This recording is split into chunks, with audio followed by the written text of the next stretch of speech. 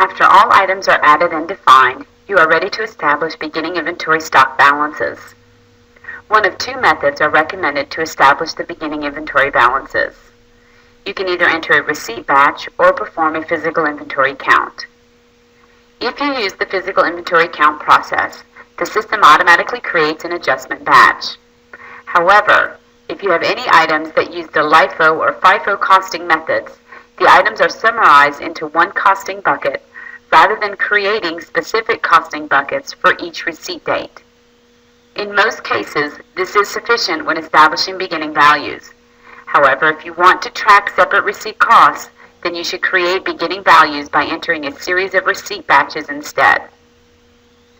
After your inventory balances are entered, you can optionally update the item statistics if Allow Edit of Statistics is selected in Inventory Control Setup. Keep in mind that Sage Accpac automatically begins to accumulate these statistics from your conversion date if statistic tracking is turned on in Inventory Control Setup. Costs are updated at the time of posting or by using day-end processing, depending on the selection made in the setup of inventory control. Of course, transactions also update the item costs and statistics and optionally generate a GL batch again depending on the settings in Inventory Control Setup. After entering the receipts or physical inventory count to establish the beginning balances in inventory control, be sure to delete the General Ledger batch that inventory creates. General Ledger usually is already up and running with these balances established, and so posting this batch would double the balance of the inventory control in the General Ledger. It's important to note here that you should not select to create GL transactions by creating and posting a new batch within the inventory control General Ledger integration icon when establishing beginning balances. This will create and post the batch to the General Ledger, and as previously mentioned, the beginning balance transactions should not be posted to General Ledger because that module is already established. Let's take a look at the item wizard.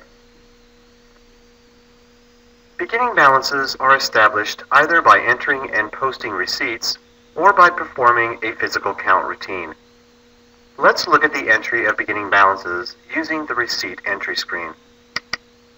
When entering beginning balances, it's probably best to enter a unique receipt number, referencing that the transactions are beginning balances. New indicates that the next sequential receipt number will be assigned for new items that are being received.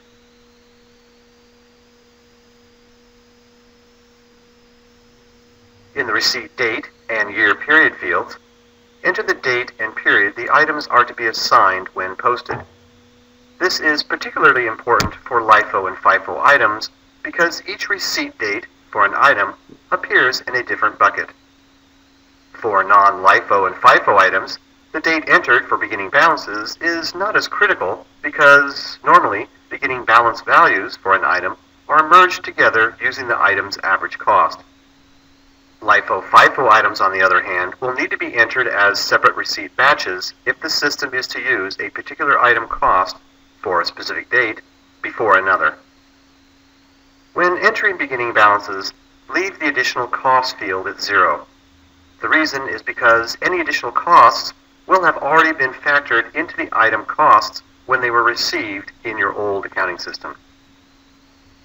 The lower portion of the window is where the item information is entered for the receipt. Enter the item location, where the item currently resides, and the quantity that is currently in stock. In addition, enter the unit of measure for the item being received and the unit cost, calculated from your old accounting system. The other fields for beginning balances are probably not necessary, such as printing labels, because any item labels are already probably on your items waiting to be sold.